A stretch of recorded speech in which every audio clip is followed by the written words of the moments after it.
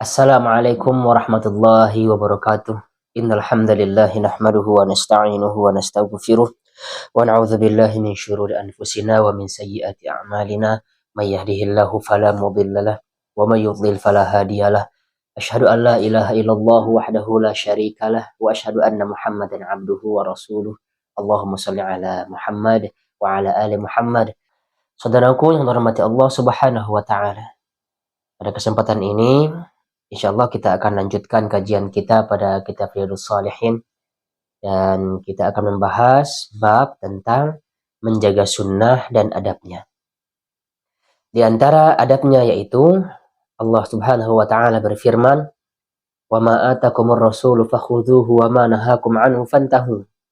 Apa yang diberikan Rasul kepadamu maka terimalah, dan apa yang dilarang bagimu maka tinggalkanlah.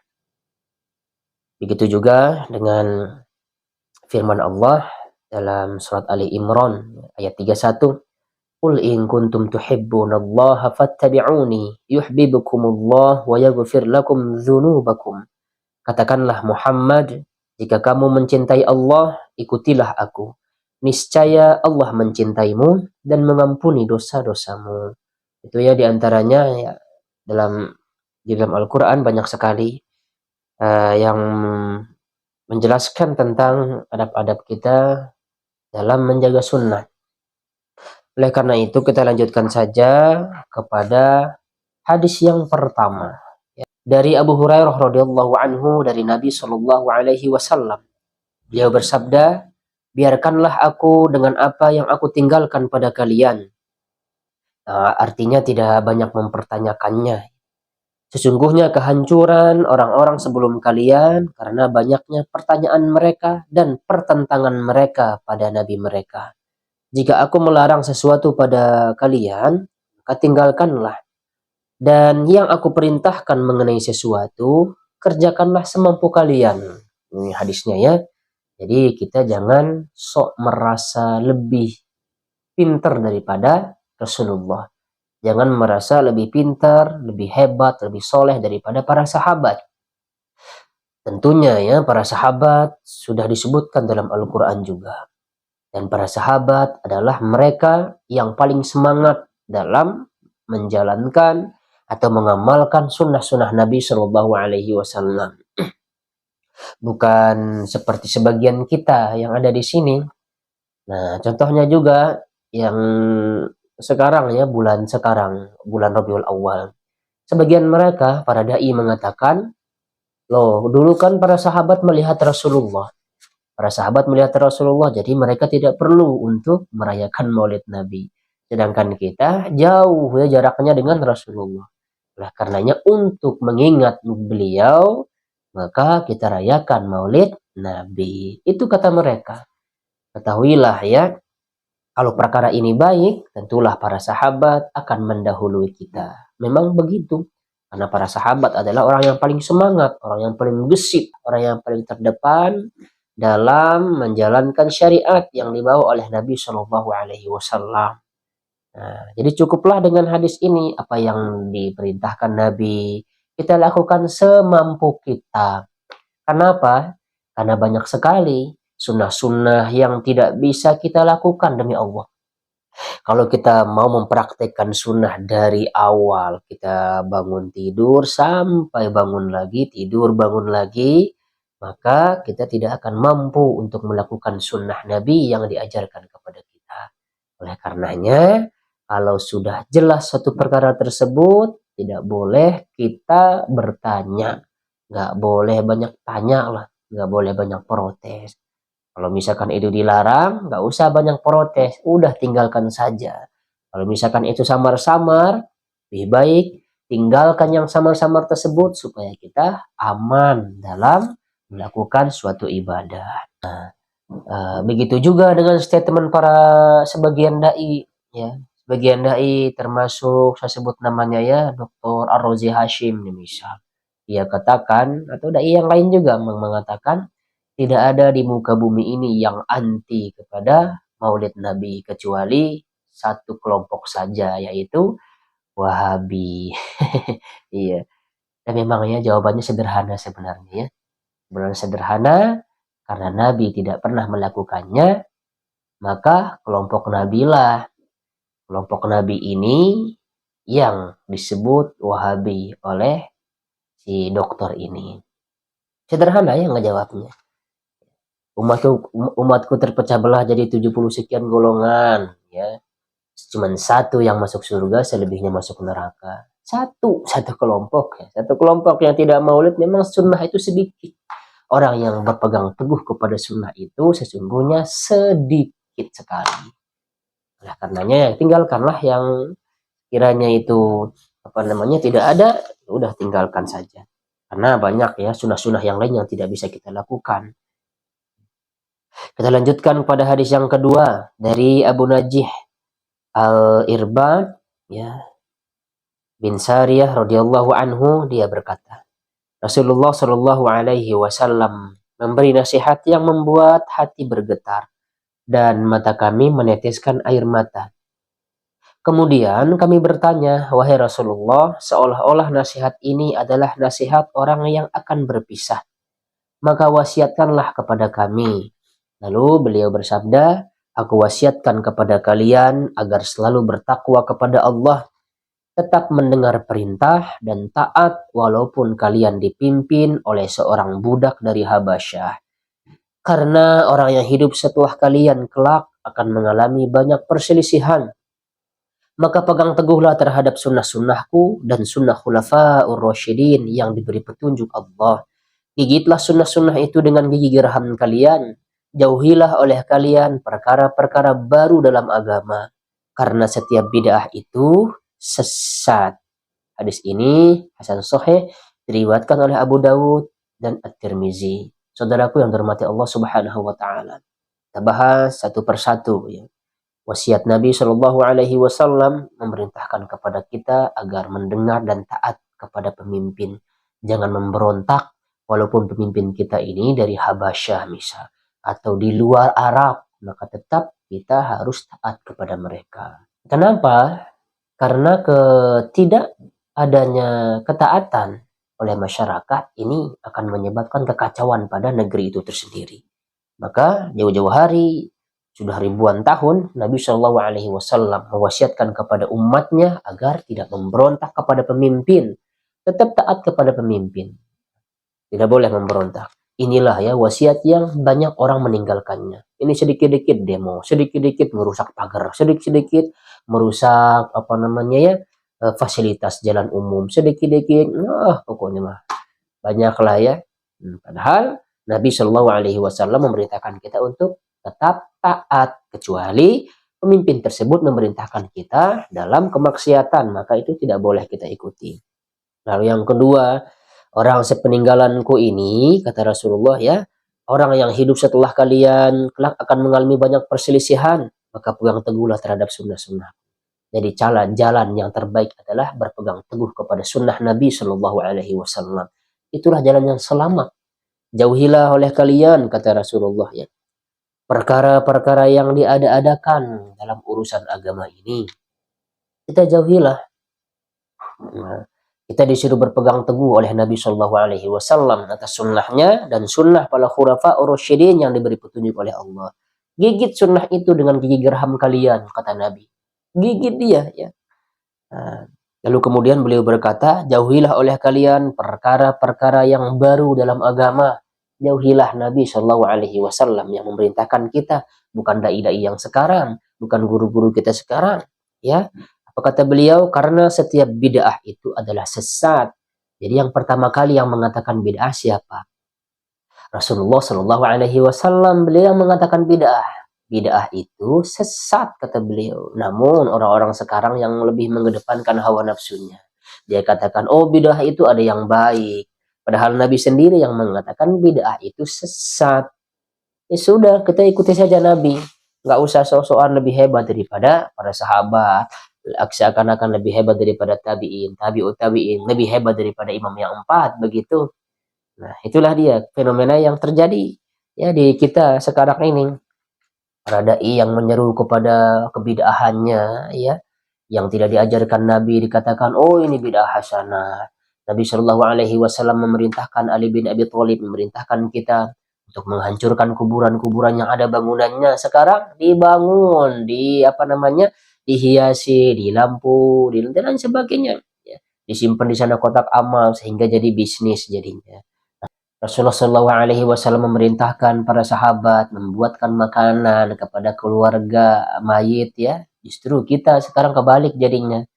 Keluarga mayit yang membuatkan makanan kepada orang-orang yang datang ke rumah tersebut. Akhirnya kasihlah bingkisan. Jadi sunnah-sunnah itu akan tergeser nantinya. Disebabkan apa? Disebabkan karena lebih mengedepankan hawa nafsu. Mengazankan mayit dilakukan, padahal tidak pernah dilakukan oleh para sahabat dan yang lainnya. Tapi kita sekarang bagaimana? Seakan-akan itu menjadi sunnah. Dengan apa alasannya? Dikiaskan. Sesungguhnya kias itu tidak akan berlaku kalau dalil sudah jelas. Apa yang tidak dilakukan para sahabat, tidak mengazankan. Padahal pada saat itu kan para sahabat sering menguburkan mayat. Tapi Nabi tidak pernah mencontohkan, Nabi tidak pernah memerintahkan para sahabat untuk apa? Untuk mengazankan mayit. Nah itu ya. Ya sekali lagi Rasulullah mengantisipasi ya ribuan tahun yang lalu, jauhilah oleh kalian perkara-perkara yang bid'ah. Dalam urusan agama, urusan dunia memang enggak, terserah urusan dunia mah, selagi tidak ada larangannya. Karena ketahuilah bahwa sesungguhnya agama ini pada dasarnya itu adalah haram, kecuali ada dalil yang membolehkan, yang menghalalkannya. Kalau dunia sebaliknya, dunia ini pada dasarnya halal, kecuali ada perintah larangannya. Gitu. Daging halal. Tapi ada nggak perintah yang melarang untuk daging-dagingnya haram? Ada. Lihat di Al-Quran, lihat di hadis Nabi. Sederhana sebenarnya ya. Kalau kita benar-benar jujur mengikuti sunnah Nabi, tidak usah berbelit-belit jadi.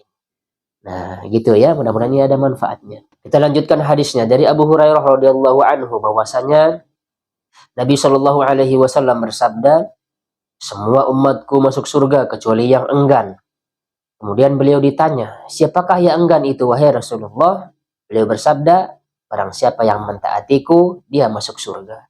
Dan barang siapa yang menyelisihiku, dia orang yang enggan masuk surga. Ya. Dengarkan saudaraku yang dirahmati Allah Subhanahu wa taala. Kullu ummati yadkhulul jannata illa man aba, kata Rasulullah. Wa man ya'ba ya Rasulullah? Qala man ata'ani dakhala jannah wa man 'asani faqad aba. Yang mengikuti Rasulullah, yang mentaati Rasulullah, yang mengikuti sunnahnya masuk surga, kata beliau. Berarti yang tidak mau masuk surga adalah yang menyelisihi sunnahnya, yang tidak mau mengikuti beliau. Itulah orang-orang yang tidak mau masuk surga. Oleh karenanya, saudaraku yang dirahmati Allah Subhanahu wa taala, ketika dalil sudah jelas, lakukan. Tidak perlu banyak bertanya, tidak perlu banyak komentar, tidak perlu banyak komplain. Ketika ada dalil yang melarang melakukan sesuatu, tidak perlu banyak komentar. Karena sikap orang yang beriman adalah sami'na wa ata'na. Ya. Kalau sekiranya dalil bertentangan dengan kebiasaan kita, maka tinggalkan kebiasaan tersebut. Sebab dalil lebih kita utamakan daripada kebiasaan kita. Kita lanjutkan. Dari Abu Abdullah An-Nu'man bin Bashir radhiyallahu anhu, dia berkata, saya mendengar Rasulullah Shallallahu Alaihi Wasallam bersabda, luruskan barisan sholat kalian, atau Allah akan benar-benar membuat wajah atau hati kalian saling berselisih. Siapa sekarang di antara kita yang meluruskan sholat? Saudara kita yang menisbatkan dirinya kepada salaf, yang kita sebut dengan salafi, atau selain daripada itu? Sudah jelas ya, salafi yang senantiasa meluruskan barisan sholat, yang senantiasa merapatkan saf sholat. Bukan dari sebagian kelompok yang besar di Indonesia ini, bukan. Justru mereka ini tidak melaksanakan sunnah, tidak mengindahkan perkataan Nabi Shallallahu Alaihi Wasallam. Ada juga ya sebagian kadangnya seorang dai mengatakan, lah nggak apa-apa, sholat saya itu jarang, safnya itu Sapnya itu carang-carang gitu, supaya apa katanya? Supaya setan ikut sholat. Coba. Dia bercanda atas sabda Nabi Shallallahu Alaihi Wasallam. Nah inilah ya orang-orang yang hanya mengedepankan hawa nafsunya saja. Dan anehnya juga, anehnya para pengikut-pengikutnya ini ikut-ikutan. Nah, semakin bodohlah mereka, semakin jauhlah mereka dari sunnah Nabi Shallallahu Alaihi Wasallam. Ketika kita merapatkan kaki kita, digeser lagi kakinya, dirapatkan lagi, digeser lagi. Ya sudahlah, tugas kita hanya berusaha saja. Ketika ini kita sampaikan, mereka hanya diam, mereka hanya ngangguk-ngangguk saja, ngangguk doang ya. Tapi faktanya nanti ketika di lapangan, ketika sudah iqamah gitu ya, kembali lagi safnya itu tidak lurus ya, terus kemudian jaraknya spasinya itu, masya Allah luar biasa. Kita lanjutkan hadisnya. Dari Abu Musa radhiyallahu anhu, Nabi Shallallahu Alaihi Wasallam bersabda, sesungguhnya perumpamaan petunjuk dan ilmu yang Allah mengutusku untuk menyampaikannya bagaikan hujan yang jatuh ke bumi. Sebagian tanah di bumi ada yang baik sehingga dapat menyimpan air, kemudian menumbuhkan rumput dan tumbuhan. Sebagian ada yang tandus, tapi dapat menyimpan air, lalu Allah berikan manfaat kepada manusia. Manusia bisa minum, menyiram tanaman, dan yang lainnya. Sebagian lagi tanah yang berbatu, yang tidak bisa menyimpan air, dan tidak pula menumbuhkan rumputan tumbuh-tumbuhan. Demikianlah perumpamaan orang yang diberi anugerah pemahaman agama Allah. Ia mengambil manfaat dari apa yang aku diutus dengannya. Ia paham ya dan mengajarkannya. Dan permisalan orang yang tidak mau mengangkat kepalanya karena tidak menerima petunjuk Allah yang aku diutus dengannya. Itulah dia ya permisalannya yang disebutkan Nabi Shallallahu Alaihi Wasallam. Begitu juga ya permisalan bumi ini ada 3 tipe. Tipe yang pertama adalah tanah yang subur, dapat menyimpan air dan menumbuhkan rumputan, tanaman yang lainnya. Kemudian orang dapat mengambil manfaat darinya. Tipe yang kedua, tanah yang tandus, yang dapat menyimpan air dan orang dapat mengambil manfaat darinya. Mengambil air minum ya, dan mengairi tanaman. Tipe yang ketiga, tanah yang berbatu, yang meresap air tetapi tidak dapat menyimpannya sehingga tidak menumbuhkan tumbuhan. Begitu juga dengan kondisi, dengan ilmu dan petunjuk yang dibawa oleh Nabi Shallallahu Alaihi Wasallam ini juga sama 3 tipe ya. Yang pertama, ada yang dipahamkan Allah kemudian mengajarkan kepada orang lain. Ini yang bermanfaat luar biasa. Ada juga orang-orang yang membawa petunjuk tetapi tidak memahami petunjuk ini. Ya, seperti orang yang meriwayatkan hadis dan berbagai ilmu tetapi tidak begitu memahami. Lihat ya, banyak terkadang orang yang literasinya Masya Allah luar biasa banyak. Tetapi pemahamannya tidak sesuai dengan pemahaman para sahabat. Lalu kemudian yang ketiga, orang yang tidak mau mengangkat kepalanya, memperhatikan petunjuk dan ilmu yang dibawa oleh Nabi Shallallahu Alaihi Wasallam, berpaling darinya. Tipe orang ini tidak akan mengambil manfaat petunjuk dan ilmu yang dibawa oleh Nabi Shallallahu Alaihi Wasallam. Kita lanjutkan. Dari Jabir radhiyallahu anhu dia berkata, Rasulullah shallallahu alaihi wasallam bersabda, perumpamaanku dengan kalian itu seperti seorang yang menyalakan api kemudian dikerumuni oleh serangga dan kupu-kupu. Kemudian seorang itu berusaha menghalanginya agar tidak masuk ke dalamnya. Dan aku berusaha menghalangi kalian dari api neraka, tetapi kalian melepaskan diri dari tanganku. Saudaraku yang dirahmati Allah Subhanahu wa taala. Dari hadis ini kita dapat mengambil pelajaran bahwa segala sesuatu yang dijelaskan oleh Nabi Shallallahu Alaihi Wasallam yang merupakan hal tersebut mendekatkan kita kepada surga, tentu semua beliau sudah jelaskan. Dan segala sesuatu ya, yang akan menjerumuskan kita ke dalam api neraka, tentu Rasulullah Shallallahu Alaihi Wasallam sudah menjelaskan kepada kita. Oleh karena saking sayangnya Rasulullah Shallallahu Alaihi Wasallam kepada kita, dijelaskan semuanya, tidak ada yang tersembunyi, semuanya terbuka, semuanya gamblang. Jadi tidak ada amalan-amalan khusus untuk si fulan, amalan khusus untuk si fulan, tidak ada. Tidak ada ajaran-ajaran khusus untuk ini mah orang, kalau orang awam tidak cocok, nanti dia gila. Tidak ada. Ketahuilah kata Umar bin Abdul Aziz, barang siapa yang kalian lihat mengajarkan sesuatu ya, suatu agama, suatu ajaran tentang ibadah secara sembunyi-sembunyi, ketahuilah bahwa dia itu mengajarkan hal-hal yang sesat, mengajarkan kepada kesesatan. Jadi nggak boleh. Ada banyak terjadi di masyarakat ini, termasuk saya dulu. Diajarkanlah sebuah amalan, ya. Nanti kalau berhasil, berarti keren. Kalau tidak berhasil nanti, kebanyakan orang jadi gila. Kok agama Islam mengajarkan orang tuh jadi gila? Kan nggak mungkin. Karena agama Islam ini adalah agama yang logik sekali. Ya, agama yang rasional. Tidak ada yang perlu disembunyi-sembunyikan. Semuanya sudah jelas. Orang-orang ahli kalam saja yang membuatnya rancu. Orang-orang ahli kalam yang membuatnya tidak beres. Sehingga membuatlah suatu ibadah-ibadah, suatu wirid-wiridan ya, yang membuat itu kalau tidak berhasil menjadi gila. Ini bagaimana ceritanya? Tidak ada hal demikiannya. Jauhi orang-orang seperti itu. Orang-orang filsafat, jauhi orang-orang filsafat. Kenapa? Karena itu akan membuat kerancuan dalam perkara ibadah, perkara agama ini. Kita lanjutkan dari Ibnu Abbas radhiyallahu anhu, Rasulullah shallallahu alaihi wasallam berdiri di hadapan kami memberi nasihat dan bersabda, "Wahai sekalian manusia, sesungguhnya kalian kelak akan dikumpulkan di sisi Allah Ta'ala tidak memakai alas kaki, telanjang, dan tidak dikhitan." Hadisnya sahih. Nanti pada hari kelak ya, kita akan dibangkitkan nanti dalam keadaan telanjang, tidak beralas kaki, pun tidak disunat. Pertanyaan ini pasti ada sebagian kita bertanya, apakah seseorang itu tidak melihat aurat masing-masing? Pertanyaan seperti ini sudah ditanyakan oleh istri Nabi Shallallahu Alaihi Wasallam. Kata beliau, Siti Aisyah, wahai Rasulullah, apakah seorang yang lain tidak melihat aurat-aurat yang lainnya?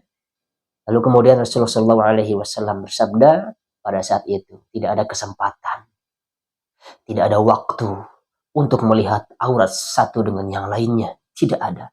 Kenapa? Saking dahsyatnya ketika orang dibangkitkan pada saat itu. Mudah-mudahan selamat ya nanti di akhirat kelak, selamat dari azab neraka. Ya, saudaraku yang dirahmati Allah Subhanahu wa taala, memang begitulah keadaan. Kita semua nanti di akhirat, tidak ada pengecualian. Nah, lalu kemudian ketika pada saat itu mau dipakaikan baju, yang pertama kali dipakaikan baju yaitu Nabi Ibrahim alaihissalam. Beliau yang pertama kali dipakaikan baju. Lantas bagaimana cara Allah memakaikan baju kepada Nabi Ibrahim? Nah, hal-hal seperti inilah tidak perlu kita tanyakan. Sudah cukup kita imani saja. Yang pertama kali nanti dipakaikan baju adalah Nabi Ibrahim. Selesai sampai di sana.